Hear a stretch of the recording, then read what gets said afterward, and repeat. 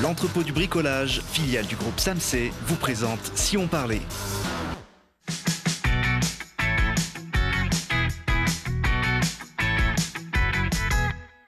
Parce que c'est important de regarder aussi ce qui se passe près de chez nous. Télé Grenoble vous donne rendez-vous tous les jours du lundi au vendredi à 18h15, 20h15 et 23h15. Aujourd'hui, avec nos invités, on va sortir les violons, partir au carnaval de Venise dans des costumes isérois et se balader en ski ou en raquette à neige autour de Grenoble. Et pour parler de ces sujets, je reçois Maïté Louis, violoniste. Bonjour. Bonjour. Bienvenue. À côté de vous, Julien Schmitz, accompagnateur en montagne. Bonjour. Vous êtes bien assortis avec vos deux costumes, c'est bien vu. En face de vous, ils ont fait encore plus fort, puisqu'on reçoit l'association Les Ineffables, représentée par Jessica Henou et Christine Gutefin. Bonjour à toutes les deux. Bonjour. Et puis derrière, on a Rosalie, David et Naomi qui vous accompagnent, qui mettent de la couleur sur ce plateau, qui donnent le ton aussi de l'objet de votre association. Qui a été créé, je crois, en 1988, donc il y a 30 ans, vous voyez le jour les Ineffables, une association qui a vocation à mettre l'art plastique à la portée de tout le monde. Voilà, exactement. C'est le but premier, c'est de travailler l'art plastique et c'est la rencontre entre les gens. Donc vraiment d'aller au contact avec les citoyens, les habitants, dans les quartiers et ailleurs.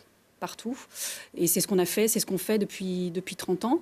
Et on travaille l'art plastique d'une manière particulière, en ce sens qu'on est sur la récupération d'objets. Donc c'est ce qui se fait aujourd'hui depuis 10 ans. Tout le monde fait ça et que c'est un petit peu à la mode. Nous, on le fait depuis 30 ans. Et voilà, avec beaucoup de succès apparemment, puisqu'on est quand même suivi et que depuis 30 ans... ça marche, quoi. Et puis vous donnez vie effectivement à des vieux objets. Alors effectivement, vous nous avez tous habillés pour l'occasion. Et moi, comme j'ai tendance à être parfois en retard à la télé ou de faire un petit peu trop long sur cette émission, voilà, j'ai un gilet qui devrait normalement me permettre de tenir le timing. J'espère. Elles sont pas toutes à la même heure. Je ne sais pas si c'est normal. Non, c'est de la récup. Donc il y en a qui sont pas forcément à l'heure. Oui. Il y en a qui viennent des États-Unis, etc. Ouais. Donc bon. Alors l'association qui est établie à Saint-Martin-d'Hers s'est fait connaître au-delà de nos frontières en participant notamment au célèbre carnaval de Venise. De Venise, voilà. Donc maintenant on y va tous les 2 ans au carnaval de Venise, toujours avec une équipe assez imposante. Donc on part avec des caisses et des valises énormes, un gros groupe. Et on fait ça tous les 2 ans. Maintenant, on l'a fait tous les ans. Donc ça a été une grosse organisation. On voit sur ces images que vous ne passez pas inaperçu là-bas. Ça non, oui, parce que du coup c'est vrai qu'on est assez nombreux et nos costumes sont imposants. Donc voilà, quand on se balade dans Venise, on fait effet, quoi. Ça c'est sûr. On a toutes les télés, les appareils photos qui sont autour de nous. C'est un peu les Isérois qui piquent la vedette aux Italiens pendant cet événement. Oui. Mais tous les touristes, que ce soit des Anglais, ils sont tous là. On fait fureur. On fait fureur et puis vous mettez l'ambiance pendant le festival qui a lieu chaque année pendant l'hiver le carnaval. À Venise au moment de carnaval. C'est on va dire un peu la vitrine pour vous de votre travail, mais ça fonctionne tout au long de l'année. Oui, tout au long de l'année, on a des ateliers. On est basé donc à Saint-Martin-d'Hers, même si on a vu le jour à la Villeneuve de Grenoble. On a rapidement été s'installer à Saint-Martin-d'Hers, où on a eu un atelier donc à la maison de quartier Gabriel Péry.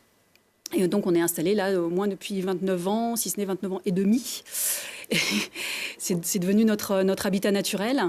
Et donc on a un atelier où plein de gens très différents, de générations différentes. On travaille avec des gens âgés, avec des petits, avec des parents, avec tous les âges sont avec nous et s'amusent. Parce que c'est surtout, on est surtout là pour se faire plaisir. Alors Christine en a profité pour enlever son masque. C'est quand même plus pratique pour parler, même s'il est très joli également. Merci. Jessica parlait de ces ateliers, notamment la fabrication des masques. Alors c'est un des savoir-faire de l'association. Il faut déjà avoir un modèle assez patient pour commencer à créer, on le voit sur ces images, le masque. Les masques ont été, en fait, cette technique de masque plutôt a été créée par Anne-Marie Naudat. Et moi, j'ai repris comme plasticienne l'atelier il y a à peu près une dizaine d'années. Mais c'est une technique qui vraiment lui appartenait. Elle n'existait pas vraiment encore. Et j'avoue que quand on peut modeler à la fois le visage et le sommet du crâne, du coup, le masque ne va qu'à nous. Il ne peut pas être interchangeable avec quelqu'un d'autre. C'est du sur-mesure. Anne-Marie Naudat, qui est une des créatrices oui, tout à fait. de l'association. On a vu là, on va dire, la technique de base pour prendre la forme du visage. Après, il y a tout un travail d'orfèvre, j'ai envie de dire, derrière, pour passer de ce masque brut à quelque chose de plus élaboré, comme on le voit sur ce plateau. Oui, tout à fait. C'est un long travail. En règle générale, c'est 6 mois, 6 mois de recherche et puis de construction. On a introduit des LED il n'y a pas si longtemps que ça dans nos masques et on a même introduit des petites machines là, cette année pour faire tourner, bouger des choses. Du coup, c'est vrai que on est toujours dans la recherche de découvrir quelque chose d'autre, de construire quelque chose d'autre. C'est pas du tout lassant, on fait jamais la même chose. Et puis, comme c'est quelque chose moulé sur nous, c'est une projection en fait de soi. Mettre un masque, ça permet aussi des fois de changer un peu de personnalité, de changer de personnage. Oui, tout à fait. Oui. Comme on ne voit que les yeux, du coup, il n'y a plus qu'un dialogue avec le regard des spectateurs. C'est vrai qu'il y a un côté toujours mystérieux. Quand je regarde David, là, je me demande qui se cache vraiment derrière, derrière ce masque. Jessica, vous parliez de la récup. L'association a été pionnière dans ce domaine. Aujourd'hui, moi, j'ai un gilet fait en récup. Je crois que Maïté a un costume fait avec des boîtes de chocolat. Voilà, des boîtes de chocolat, de café, là, les capsules de café, le champagne, on a un petit peu tout. Et puis aussi, l'autre veste, la veste rouge aussi, c'est aussi voilà, pas mal de choses, beaucoup de plastique. Quand même, des jouets, des petites choses qu'on trouve et qu'on accroche, qu'on colle, qu'on coud. Toute la créativité en fait de l'association se retrouve là-dedans, dans l'utilisation de ces matériaux de récupération. On voit là un des ateliers où vous partez chacun un peu dans vos univers, dans vos imaginations. Oui, alors on a quand même des thématiques. Hein. Donc quand on va au Carnaval de Venise, on travaille sur des thématiques. Donc il y a un groupe entier qui travaille sur une thématique. Donc il y a eu la thématique blanc. Là, par exemple, le costume, c'est une thématique blanc. Il y a eu la mer, il y a eu différentes thématiques. Et là, les costumes qu'on voit sur nos camarades, et puis les deux derrière aussi, Rosalie et Naomi, c'est pour le bal qu'on est en train de préparer. Et là, ce qu'on est en train de voir à l'image, c'est pareil, des bouts de récup qui, après, permettent de créer quelque chose d'unique. Voilà, pour construire des petites machines, des mécanismes dont parlait Christine, construire des mécanismes qu'on insère dans les masques et qui vont donner du mouvement.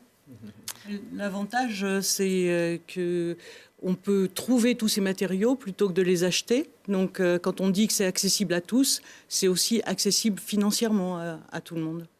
Oui, vous n'achetez pas de la matière première, à part, on va dire, un petit peu quand même. Un petit peu, j'imagine, ne serait-ce que pour constituer les masques. Aujourd'hui, depuis 30 ans, vous en avez construit combien des costumes et des masques? Oula, on avait fait un calcul. On a emmené 700 personnes au Carnaval de Venise en 30 ans. On avait calculé des milliers de kilomètres de bandes plâtrées pour faire les masques.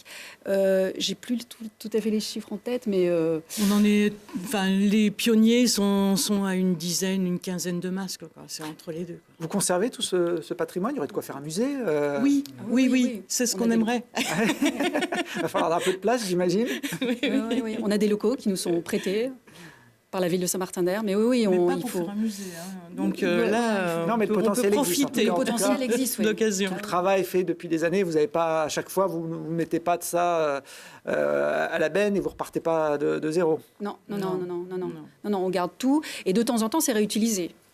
Voilà, de temps en temps, on ressort des choses qui ont été faites il y a 10 ans. Alors peut-être pas il y a 20 ans, mais on peut ressortir selon les besoins et selon aussi la mémoire qu'on a. Parce que des fois, il faut aussi se souvenir qu'on a... Mais on peut ressortir des choses, oui. Alors vous allez d'ailleurs en ressortir à l'occasion de vos 30 ans, puisque vous les avez célébrés tout au long de cette fin d'année. Et le dernier temps fort a lieu ce samedi, 15 décembre, à l'heure bleue à Saint-Martin-d'Hères. Évidemment, vous allez faire un grand bal costumé même, avec notamment les tenues que vous nous avez apportées. Là, j'en ai une autre qui incarne bien l'esprit récup de l'association. Tous ces costumes seront mis à disposition du public. Voilà, c'est ça. Ouais. Donc c'est un grand bal costumé. Donc on a une costumerie dont Christine va parler, avec 250 costumes. Donc vous avez un billet d'entrée à 15 €. Donc je le dis à tout le monde. Et on a le Big Ukulele Syndicate avec nous. Mais avec votre billet d'entrée, vous avez droit à un costume. Ah, en plus, on repart avec son costume. Ah non, vous repartez pas. Non, pardon, excusez-moi. Ça vaut beaucoup plus que 15 € celui-là quand même. Vous m'avez fait peur. C'est un prêt pour la soirée. Voilà, on n'a pas besoin de louer son costume. C'est vous qui vous en occupez. Voilà, c'est un prêt pour la soirée. Cette costumerie, je crois, travaille avec le lycée Argouges, qui est aussi basé entre autres. À Saint-Martin-d'Hères. En fait, la costumerie a été à l'initiative du festival Les Délices Perchées à Notre-Dame-de-Mézage en juin dernier. Et on s'attendait à recevoir des dons divers et variés en se disant si on a 3-4 portants, c'est bien. Et là, on en est, j'imagine, je n'ai pas tout compté, mais au moins à 250 costumes. Et on a à la fois fait des partenariats avec le groupe Ulysse, par exemple, avec donc, le lycée Argouges, dont est la représentante C'est Naomi qui incarne le lycée Argouges. Bienvenue. Le théâtre, l'atelier costume du théâtre de Grenoble. Et puis, donc, comme partenaires, des partenaires sociaux, Ulysse, mais aussi des individus, et puis aussi des costumiers, et aussi des théâtres. Du coup, vous aurez le choix, vraiment. Et ben voilà, c'est ce samedi, donc à partir de 19h30 pour commencer à s'habiller. Et puis, Jessica l'a dit, il y aura le Big Ukulele Syndicate pour l'ambiance, en costume également. Ils ont leur univers, les joueurs de ukulélé qu'on a déjà eu le plaisir d'accueillir sur ce plateau. Prochain festival de Venise, c'est quoi, 2020 pour l'association ? Oui, 2020. Ça laisse le temps encore de travailler les costumes. C'est pas loin d'ailleurs de Venise qu'est né le violon. Je crois que c'est dans la région de Milan au XVIe siècle que cet instrument est apparu, Maïté. Oui, on reste dans la thématique. Ouais, c'est vrai que on n'en sort pas trop. Le vôtre, il date de quelle époque, votre violon ? Le mien, il date de 1777. Ah oui, quand même. Voilà. Presque d'époque. C'est ça. Voilà. Alors moi, il est de la région de Rome, mais on n'est pas loin non plus. Un violon aussi vieux, j'imagine que c'est très précieux. On ne le quitte pas des yeux ? On ne le quitte pas des yeux, on dort avec. Voilà. On le garde dans ses bras, dans le train, dans l'avion. Combien d'heures vous passez à jouer de votre instrument chaque semaine ? Chaque semaine, je pourrais parler de chaque jour. Je pourrais vous dire que je passe plusieurs heures par jour. Après, ça dépend évidemment des jours. Quand on est dans l'avion, dans le train, c'est pas les moments où on joue le plus, mais... Oh, dans l'avion, ça peut être sympa pour Certainement, j'essaierai. Les gens qui voyagent avec vous. Vous êtes une violoniste précoce. Je crois que vous avez fait votre premier concert en tant que soliste à 8 ans. Il n'y en a pas beaucoup dans cette catégorie. Pourquoi vous êtes mis si tôt à la musique ? D'aussi loin que je puisse m'en souvenir, j'ai toujours eu une énorme attirance pour la musique et particulièrement pour le violon.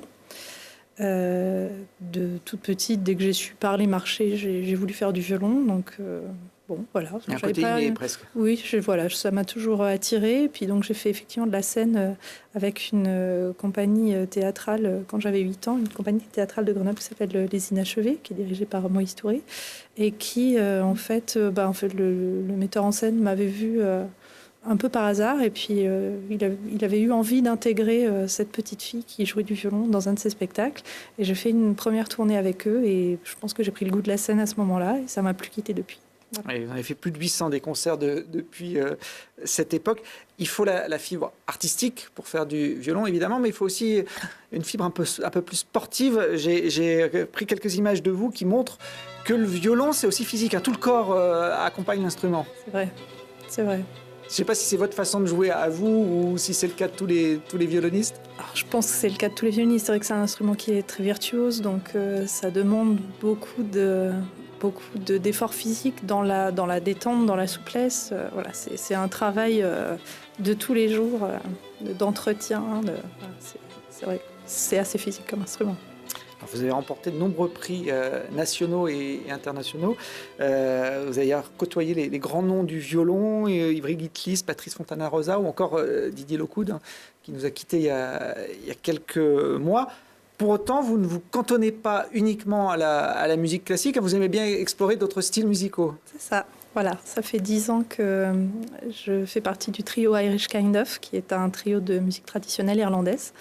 Voilà, avec lequel on a déjà enregistré 3 albums, on a fait des tournées dans l'Europe, voilà. Et c'est une autre facette de ma personnalité musicale. Alors vous jouez du violon avec eux, mais vous chantez également, ce sont les images qu'on est en train de voir. Voilà, je chante aussi. Vous chantez plutôt bien, mais on va vous écouter.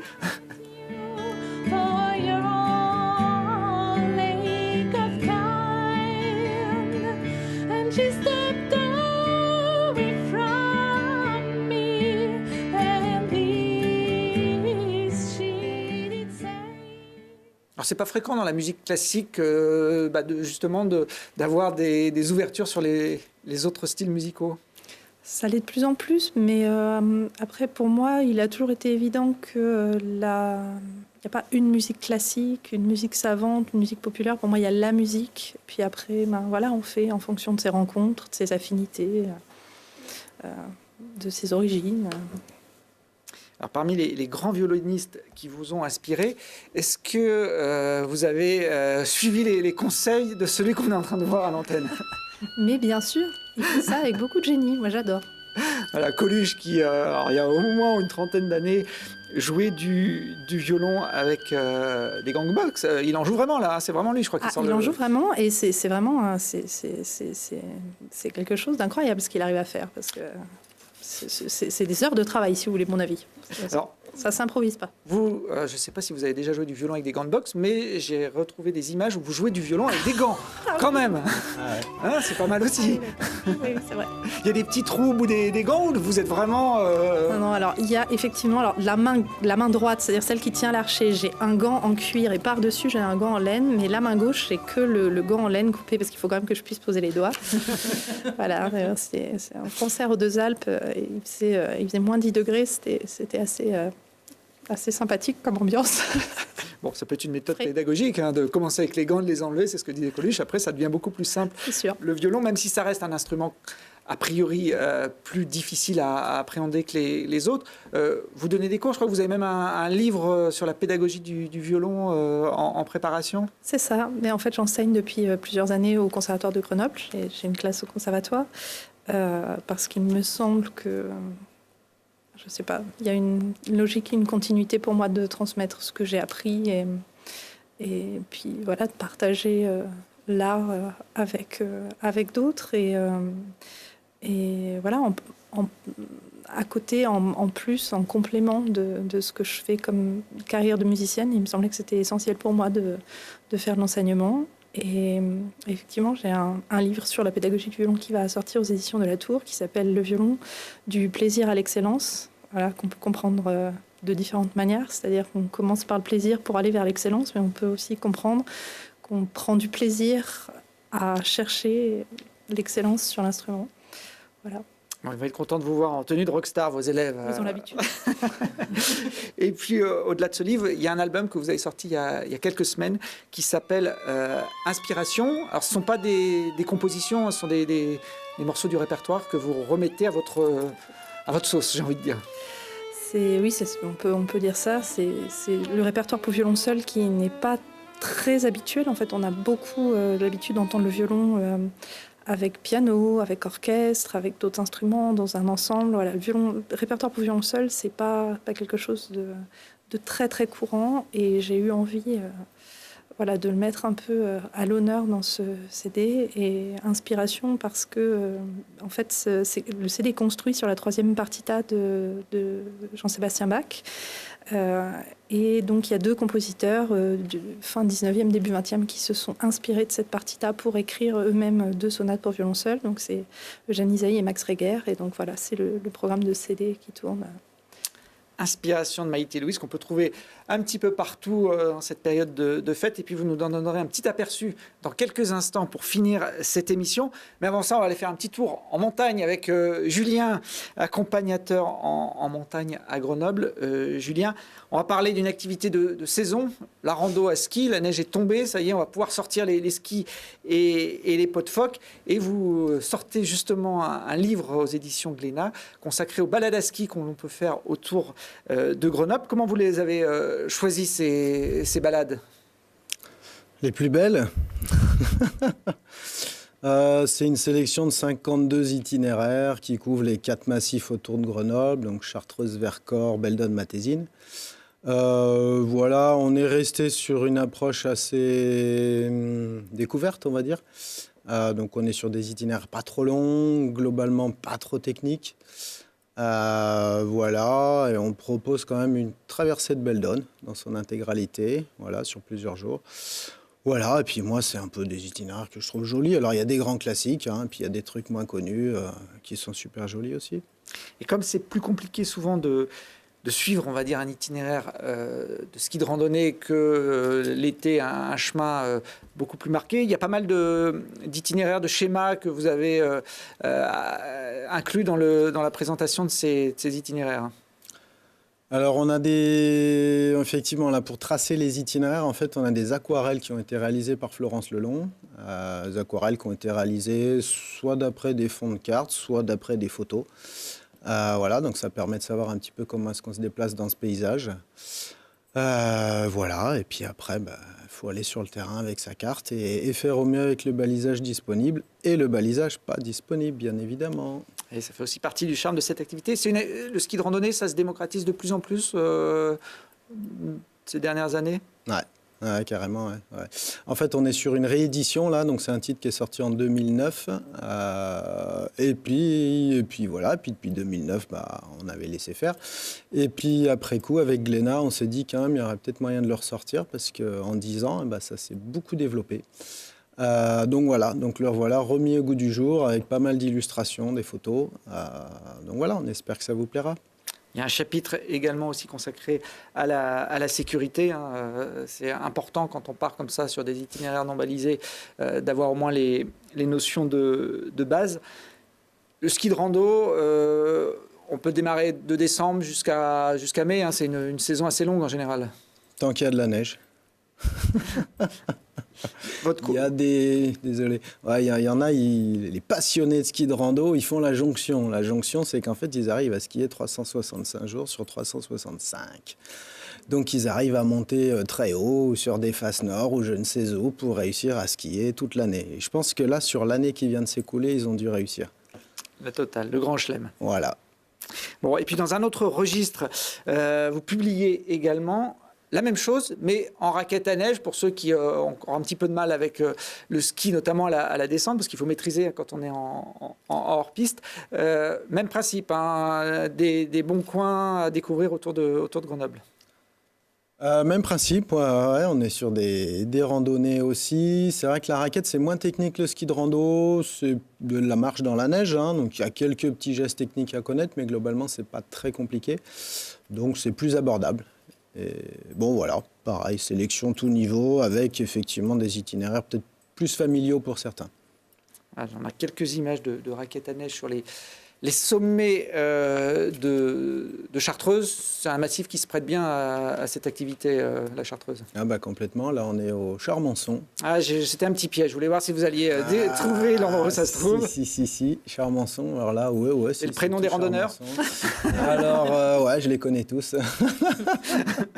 Voilà, là, c'est idéal, c'est sûr que le Charmançon, ça s'y prête bien, il y a une belle épaule, il y a la grande montée dans la forêt. Voilà, la Chartreuse, c'est un super massif pour raqueter. Le Vercors, c'est top aussi. Beldon, ça commence à être un peu plus raide. C'est pour ça qu'on va trouver plus d'itinéraires à ski de randonnée sur Beldon et inversement moins en raquette. Voilà. Des chambres chaudes en face de nous. Si vous voulez en savoir plus et avoir des bonnes idées pour aller vous balader à ski ou en raquette, donc c'est aux éditions Glénat, un petit fascicule très, très pratique signé Julien Schmitz. Et puis il y a le bureau des guides et accompagnateurs à Grenoble qui peut aussi donner des conseils et permettre d'encadrer les débutants sur ce type d'activité. Vous faites de la montagne, Maïté ? Très peu. Très peu. Très peu. Eh ben, je ne vais pas vous demander de chausser des raquettes, mais je vais vous proposer d'aller chercher votre violon. Qu'est-ce que vous allez nous jouer là pour finir l'émission ? Une gigue de Bach qui fait donc partie de la 3e partita du CD dont on a parlé tout à l'heure. Très bien. Et puis on va demander à David et à Christine d'encadrer Maïté. Vous avez joué un petit peu les gardes du corps pour finir cette émission. Merci d'être venu. Bon anniversaire. Et nous, on se retrouve demain. Je n'aurai pas mon gilet jaune, malheureusement. Je retrouverai ma tenue habituelle.